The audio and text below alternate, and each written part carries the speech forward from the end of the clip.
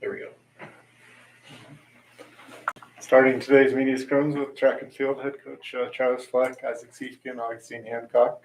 Coach, outdoor season 2 weeks old with back-to-back trips to Pueblo, and let's kind of recap that and then into the excitement of this week. Yeah, I'm actually a little bit more used to like a longer break between the indoor and the outdoor season, so we kind of rolled right into it. But fortunately, it's produced some really good marks. We've had a lot of athletes on the team just achieving some pretty incredible personal best. So it's just, although the weather was a little spotty, especially the first meet over in Pueblo, again, the team has just been competing really well, showing good energy, and I just love the marks that we're putting up. And then it's leading into this weekend where we're hosting a home meet here in Grand Junction on Thursday and Friday, and it's turned into a really big meet. I think we got like 7 or 8 teams coming, 350 athletes. So that'll be a really good environment to hopefully keep achieving the marks that we have and just competing at the level we have been to the start of this outdoor season. The two athletes next to you, both NCAA provisional qualifiers. Isaac, you don't do indoor track, so outdoor is the first thing of the year. Come out with a bang, setting the school record. What was kind of the mindset over the winter and watching all your teammates do things indoor and then you coming out right away in the outdoor season? Yeah, it is a little different having that really long off season. It was kind of getting old at some point. Like you see everybody competing and just wanted to get going. At one point I was asking if I could go compete early somewhere else, and the coach was like, no, you'll have your time. And it was probably the right thing, obviously, going out to Pueblo and having a great throw. So I knew just taking the off season. I didn't have much of a season last year because I joined the team a little bit late. So using that off season to kind of catch up to where everybody else was really good for me, I think. And I'm excited to see where it'll go these next couple of weeks. Augustine, you of course had a great outdoor season last year, setting the school record, qualifying for nationals, and really close to that again during the indoor season. What was it kind of like for you to get outside again and putting up the marks you have the last couple of weeks? I mean, it felt pretty good. Indoor went pretty well. I was just so ready for outdoor. It's a quick transition from indoor to outdoor, but I felt like I was ready. Weight kind of prepares you for hammer. So just being able to do the sport, though, was amazing for me. And last year was really well for me. I got to compete in nationals, which was a really huge accomplishment for me, and it was a really great experience. And goal this year is to do the same thing, keep working hard, keep doing what I love. So. Of course, you guys, both throwers, have seen your teammates post some good marks. What is that kind of inter squad rivalry a little bit? Does that kind of push you along individually, being an individual but yet a team sport that track and field is? Yeah, we did a little pre-meet, but like our mock meet at the start of the year, and that was good. That was the first time that I really got to compete, and I know our young throwers are pushing each other, and it's really cool. We're a young team as it is. I think we have a lot one of senior. Mm-hmm. I think Christina's our only like real senior, and watching the freshmen like put up marks this early is really cool, and seeing what they're gonna be able to do is awesome. Yeah, I would agree. We have a pretty young team, but I think even though it is an individual sport, we still push each other. We're constantly cheering each other on. We're loud when we compete at events, and I think it just allows everyone that little push to become better as an individual, and I think it's a really great experience, and it's a really good team that we have. So. Say for, I guess, everybody being at home, it doesn't happen a lot, but to have a growing meet. I mean, you were thinking a couple teams, nice little meet. All of a sudden, everybody wants to come in and get some more time in because of last week. But what does that kind of get you guys going to be at home? Well, I really do appreciate throwing at home. There's something about being used to the track. It's always different going to different places. You got to mark out your steps, and it's always a little bit different. And just practicing at home all the time is really cool. I am happy that the meet's growing because we're going to have a little bit more competition. And there's something about having more eyes where the nervousness builds a little bit, and I appreciate that in meets. I think it just gets better marks out of athletes. I think it's a fun environment. Yeah, I would agree. Like, even though there's a bunch of teams, it just feels good to be home, someplace that you're familiar with, you know the area. And just with a bunch of teams coming in, that's just more competition for all of us. So that means you just push a lot harder, get those marks that you want, and just do your best. Coach, is it more just logistics?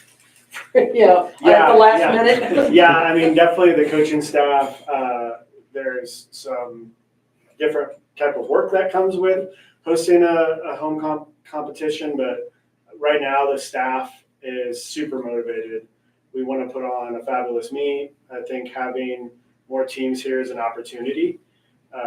Fortunately, that was just because the weather is going to be so bad on the Front Range, I think, is why maybe we got some more teams. But it really is an opportunity because I want to have a big meet like this every season. And so, yeah, we're motivated to put on the best meet we can possibly put on, have great energy out there with the music, looking into like trying to reward the event winners with some like cupcakes, just we're going to bring some different elements to the meet. And really, a lot of times it's about like the experience, the student athletes like ours that are going to be having the opportunity to compete at home, which is really special. But also those student athletes that are anytime you travel to a meet, are especially at the D2 level with our conference championship being at the end of April, every meet's super important. So you also have that motivation for the student athletes that are coming here to put on the best meet you can possibly put on and give them an awesome opportunity and a great experience. And so, yeah, we're working really hard with that right now, and I'm super excited just to see how it all comes together. Medals are one thing, but cupcakes, yeah. Get behind that, right?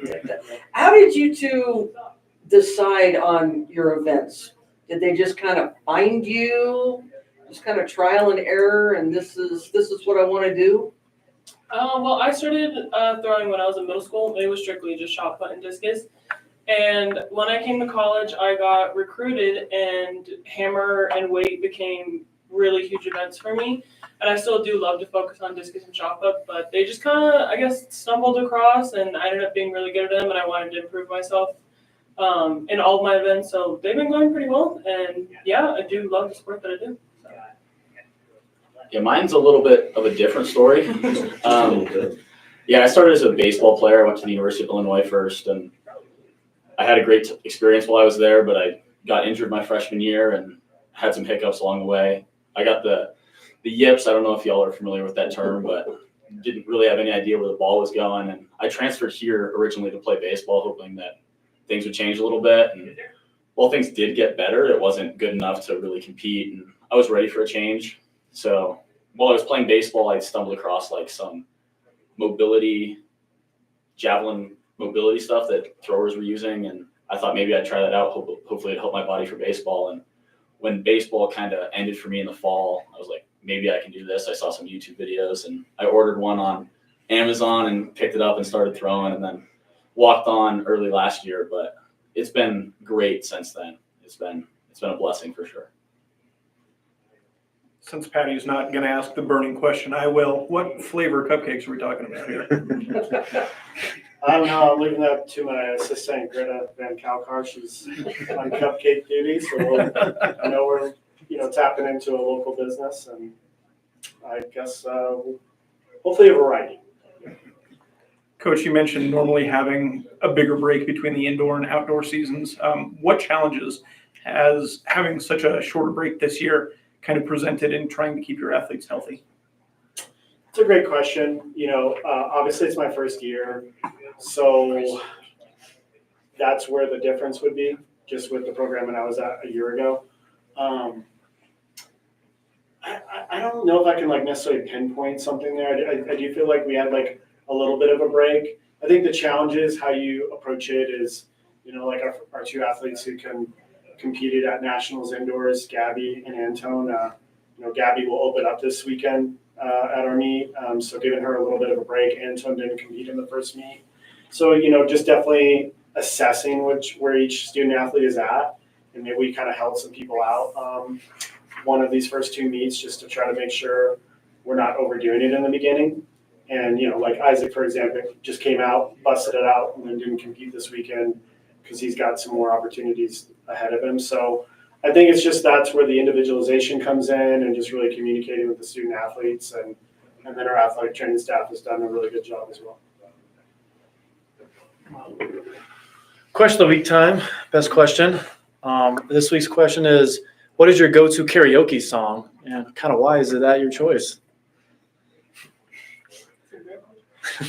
I can start it off, if you're not, okay. So, I was gonna say, what think you had yours? I mean, mine is, right I'm horrible at singing, much better dancer. But I think it was like probably 15, maybe almost 20 years ago, I made the mistake of kind of stepping into this like professional karaoke contest. And I did Radiohead's Creep. Radiohead's my favorite band. I was actually scored. I got the worst scores of the night. But that would still be my go-to. I think I recently found mine. We had a karaoke night the other night, and I think it's "Rolling in the Deep" by Adele. Just great voice. I wish I could replicate it, but I try my best and embarrass myself. It's fun. For me, kind of a little more on the ghetto side, but definitely Get Low. It's definitely a very popular song, but I would definitely go with that one. So. Some very different choices for sure. Solid. Well, thank you and good luck this weekend. Thank you. Thanks.